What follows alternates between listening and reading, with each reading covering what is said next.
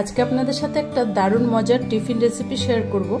এটা কিন্তু সকালের ব্রেকফাস্টে বা লাঞ্চে যে কোনো টাইমে বাচ্চা থেকে বড় সবাইকে দিতে পারেন। আর এটা বানানো কিন্তু খুবই সহজ, 10 থেকে 15 মিনিটে এটা তৈরি হয়ে যাবে। তো এই টিফিন রেসিপিটা কিভাবে বানিয়েছি চলুন আপনাদের সাথে একবার শেয়ার করি। নমস্কার বন্ধুরা, আমি সুজাতা, আপনাদেরকে সুজাতাস কিচেনে অনেক অনেক স্বাগত। টিফিনটা বানানোর জন্য প্রথমে আমি এখানে একটা পাত্র নিয়ে নিয়েছি। এর মধ্যে এবার আমি নিয়ে নিয়েছি 1 বাটি ময়দা। আপনারা চাইলে কিন্তু এখানে আটা দিয়ে করতে পারেন, কিন্তু এই টিফিনটা ময়দা দিয়ে করলে বেশি টেস্ট হবে। তো এখানে আমি 1 বাটি ময়দা নিয়েছি। এই 1 বাটি ময়দায় কিন্তু অনেক কটা হয়ে যাবে। দিয়ে দেব স্বাদ মতো অল্প করে নুন, দিয়ে দিচ্ছি সামান্য অল্প করে চিনি, দিয়ে দেব 1 চামচ রিফাইন্ড অয়েল। এবার সুন্দর করে কিন্তু এটাকে একটু কিছুক্ষণ মেখে নিতে হবে। ভালো করে সবকিছু একসাথে মিশিয়ে নিয়েছি। এবার অল্প অল্প জল দিয়ে মেখে নেব। না বেশি শক্ত হবে না বেশি নরম হবে। আটাটা কিন্তু যেরকম আমরা আটা মাখি ঠিক সেরকম একটু সফট করে মেখে নেব। আটাটাকে খুব ভালো করে কিন্তু 2-4 মিনিট ধরে ভালো করে মেখে নিতে হবে। আটাটা কিন্তু যত ভালো করে মাখা হবে টিফিনটা কিন্তু ততটাই সফট হবে। ভালো করে কিন্তু বেশ কিছুক্ষণ মেখে নেব। খুব ভালো করে কিন্তু একদম সফট করে আটাটাকে মেখে নিয়েছি। বুঝতেই পারছেন, দেখুন কতটা সফট হয়েছে।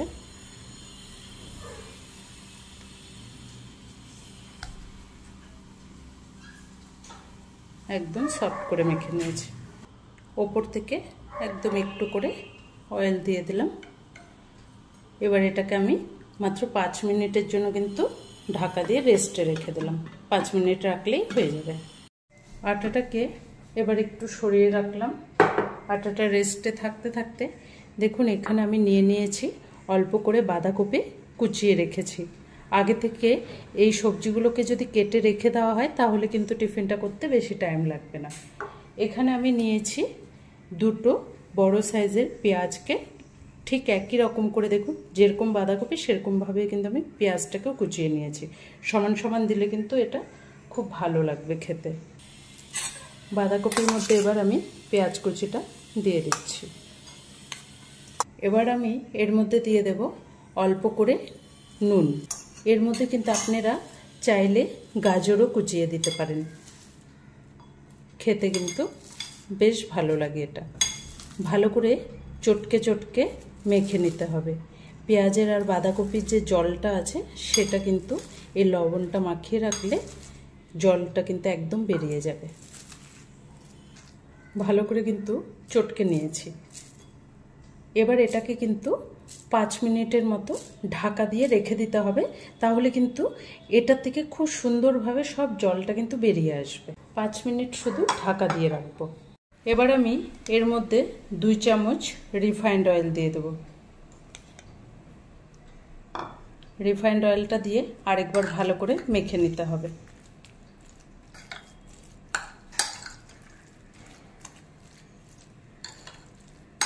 এবার কিন্তু এই পুরটা আমাদের একদম রেডি। এবার আমি এই আটাটাকে এর থেকে উঠিয়ে নেব। এবার আরও 1 মিনিট এটাকে ভালো করে মেখে নেব। আটাটার মধ্যে একটু করে করে ময়দা এভাবে ছড়িয়ে দিচ্ছি। খুব সুন্দর করে কিন্তু আটাটাকে আগেই আমি ভালো করে মেখে রেখেছিলাম। এবার আরও 1 মিনিট ধরে ভালো করে মেখে নিয়েছি। এবার আমি ছোট ছোট করে লেচি কেটে নেব। একদম ছোট কাটবো না।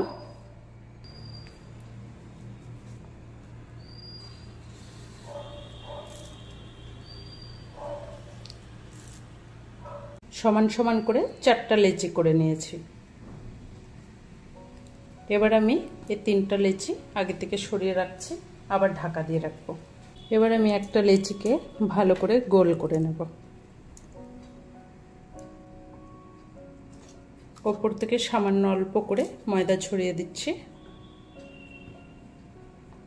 এবার এটাকে আমি বেলে নেব।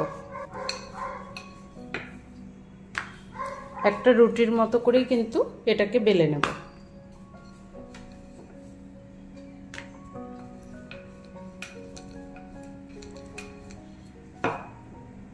রুটিটিকে একটু পাতলা বেলবো। এবার আমার একটা কিন্তু বেলা হয়ে গেছে। এরকম একটা গ্লাস দিয়ে এবার এটাকে চেপে চেপে কেটে নেব।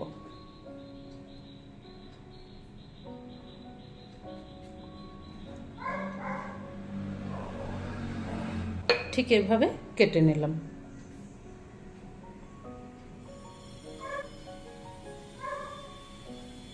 ঠিক এরকম ছোট ছোট আর একটু চাইলে বড়ও করা যাবে। আমি এভাবেই করছি। একটা একটা এভাবে প্লেটে রেখে দেব। সবকটা এভাবে বেলে নেব। এখানে বেশ কটা বেলে নিয়েছি। এবার এগুলোকে বানিয়ে নেব। এখানে আমি এরকম একটা থালা নিয়েছি, যেটাতে এরকম কিন্তু ফুটো ফুটো থালাটা। এর মধ্যে আমি বেশ কিছুটা তেল মাখিয়ে নেব। ভালো করে তেল মাখিয়ে নিয়েছি। এবার এটাকে আলাদা করে সরিয়ে রাখবো। এবার এভাবে একটা লেচিগুলোকে নিয়ে নিতে হবে। বানিয়ে রাখা পুরটা অল্প অল্প করে দিয়ে দেব।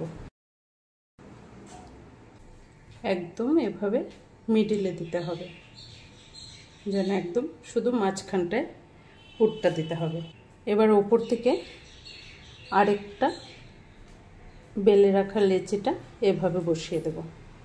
ঠিক এভাবে একটু হাত দিয়ে এটাকে প্রেস করে নিতে হবে।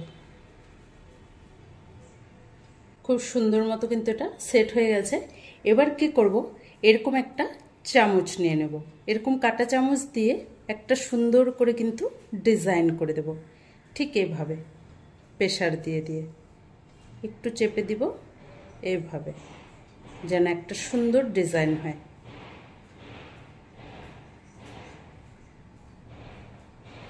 একটু বেশি প্রেসার দিলে কিন্তু ডিজাইনগুলো খুব সুন্দরভাবে খুলে আসবে। চারো সাইডে একটু এভাবে ডিজাইন করে দিচ্ছি।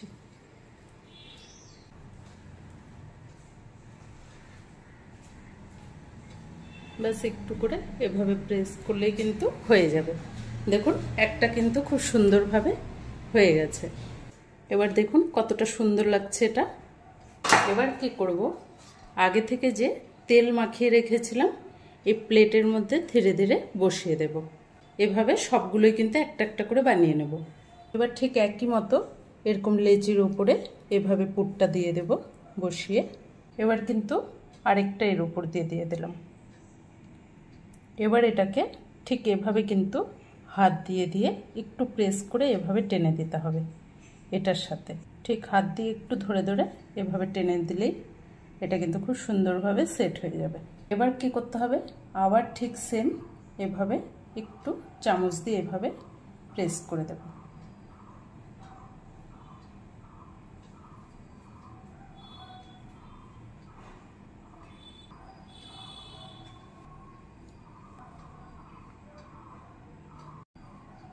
এবার দেখুন কতটা সুন্দর ডিজাইন হয়ে গেছে।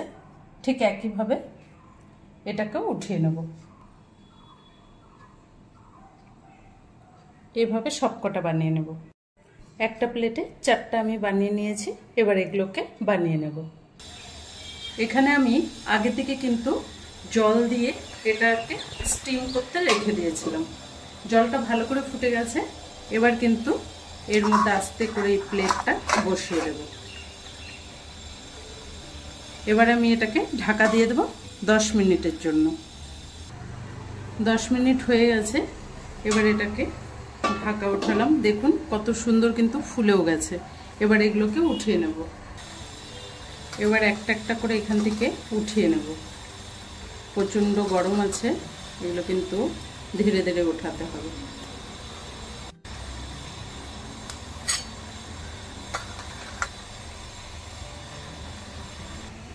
একইভাবে এগুলোকে কিন্তু আবার দিয়ে দেব। আবার 10 মিনিটের জন্য ঢাকা দিয়ে রাখলাম। 10 মিনিট হয়ে গেছে। এবার দেখুন এগুলো কিন্তু খুব সুন্দরভাবে স্টিম হয়ে গেছে। ফোলার জন্য এটা কিন্তু দেবে গেছে। দেখুন এবার সবগুলো একভাবেই উঠিয়ে নেব। এবার দেখুন হওয়ার পরে কতটা সুন্দর লাগছে। খেতেও কিন্তু এগুলো ততটাই টেস্ট হবে। এগুলোর মধ্যে কিন্তু বাচ্চা থেকে বড় সবাইকে কিন্তু এরকম সস দিয়ে পরিবেশন করতে পারেন। আর এটা কিন্তু সসের সাথে খেতে দারুণ টেস্ট হবে। এবার একটা আপনাদেরকে ছিঁড়ে ভেঙে দেখাচ্ছি, দেখুন পুরটা কতটা সুন্দর, আর এটা কিন্তু খেতেও ততটাই টেস্ট হবে। তো আজকের এই টিফিন রেসিপিটি আপনাদের কেমন লেগেছে কমেন্ট করে কিন্তু অবশ্যই জানাবেন। যদি ভালো লাগে চ্যানেলটাকে একটা লাইক দিয়ে অনেক অনেক শেয়ার করে দেবেন। ধন্যবাদ।